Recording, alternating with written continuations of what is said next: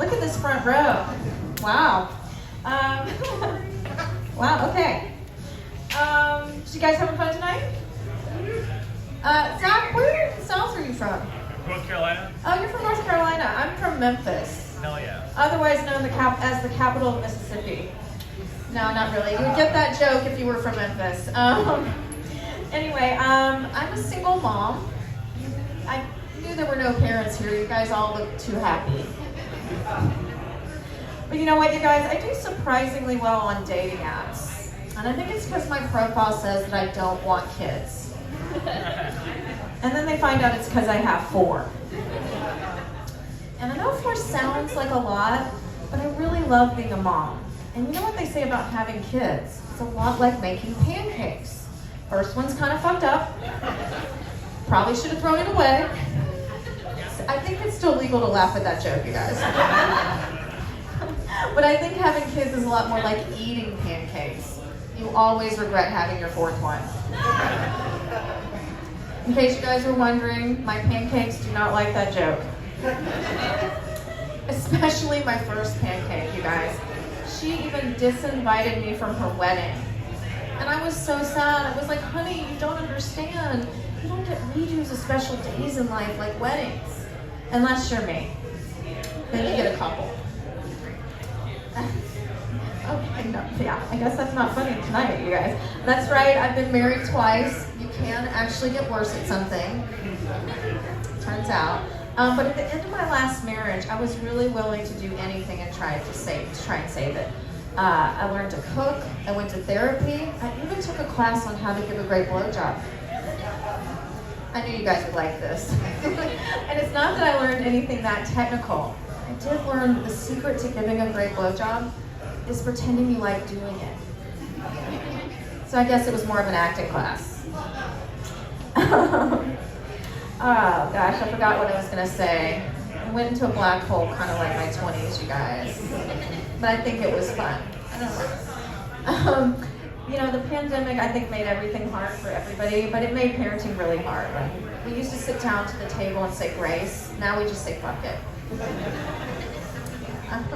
My youngest, she's 10, and she's one of those kids who really craves structure and rules. So she came up to me and she asked me to have a swear jar. And I was like, I'll pay you $20 to shut the fuck up about the swear jar. And she was like, how about 80? I was like, I have taught you some fucking things. It even made things hard with my older kids, like my 19-year-old son. I used to be like, when are you gonna stop smoking weed? And now I'm like, when are you gonna come home with weed? This kid is so sweet, you guys, that last Mother's Day, he proudly presented me with a joint and told me that it was his dream to get high with me. I was like, oh, that is so sweet. It's my dream to never be sober. Don't worry, I didn't smoke it with him. I went in the closet. But you know, this kid actually lives here in Santa Cruz. He's just about to graduate from UCSC, and he's one of the managers at Verve right down here. His name is Jasper. If you go in there and you tell him you saw his mom do comedy, he will probably give you free coffee because he's so mortified.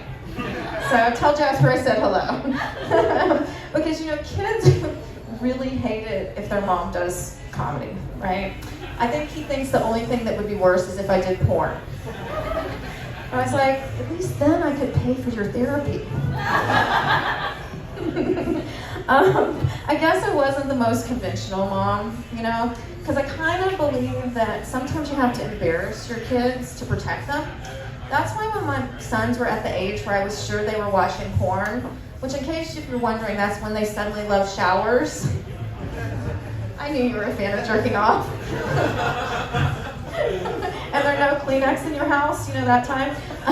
That's when I made them both go to Rite Aid with me and buy condoms. Because A, if you can buy condoms with your mom, you'll never be embarrassed to buy condoms.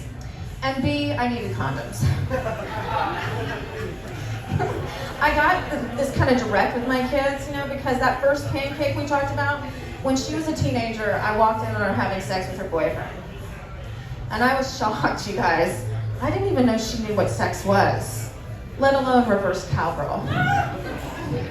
I was like, oh, The apple does not fall far from the tree. I just had a birthday. Is anybody having a birthday?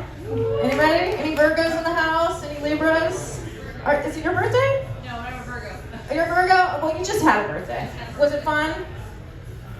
Do you like your birthday? Oh, some people don't like their birthday. I kind of get that. I feel like I'm getting to the age where the only thing I should celebrate is that I'm not dead. But actually, I like my birthday, you know, because I feel like I'm still young, I'm still vibrant, I'm still dating 26-year-olds. How old are you guys? Oh, good. All right. I knew you're just the perfect age. Yeah. When there's a front row like this, I kind of like to give out my number because I feel like I don't get enough dick pics anymore. So I always give it out. So you guys write it down. I know you have your phone. It's 8675309. Right? Can you sing with me? 8675309. 8675309. I'll scroll through your dick pics while I drink my wine. 8675309. I really don't think your girlfriend will mind. 8675309. Gosh, please tell me if I've crossed the line. 8675309. Thank you guys. Did you get that down? Can you remember that one? Okay. I'm expecting a dick pic later. You know, because I really, you know, they don't turn me on, but they do cheer me up, right? And I've seen some really creative ones, you guys. I've seen dicks photographed next to wine bottles and salad tongs. But by far my favorite was a dick photographed next to a bottle of Lysol. I was like, ooh, big and clean. And that was pre-COVID. You know, this guy was way ahead of his time. But you know what? The audacity of you guys these days. You will ask us to send you just about anything. And we do, because if we don't, you will find someone who will. Right? It starts out with just an innocent selfie. It ends with a clip pic and your social security number. You know what, guys?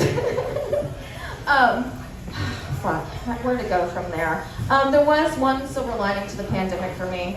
I didn't have to lie to my youngest about why I didn't want to take her to Disneyland anymore. Because I live in Southern California, and when you're a parent down there and you don't want to go to Disneyland, you're like the Grinch or something.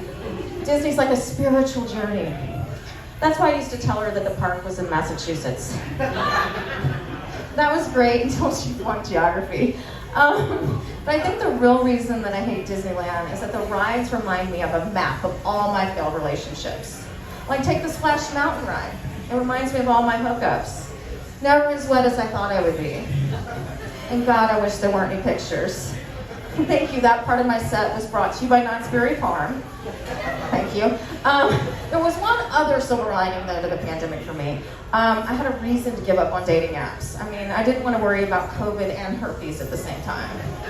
Because I really hate dating apps, you guys. I feel like they turn people into the equivalent of fast food, right? They're not good for you, but they're hot and available right now.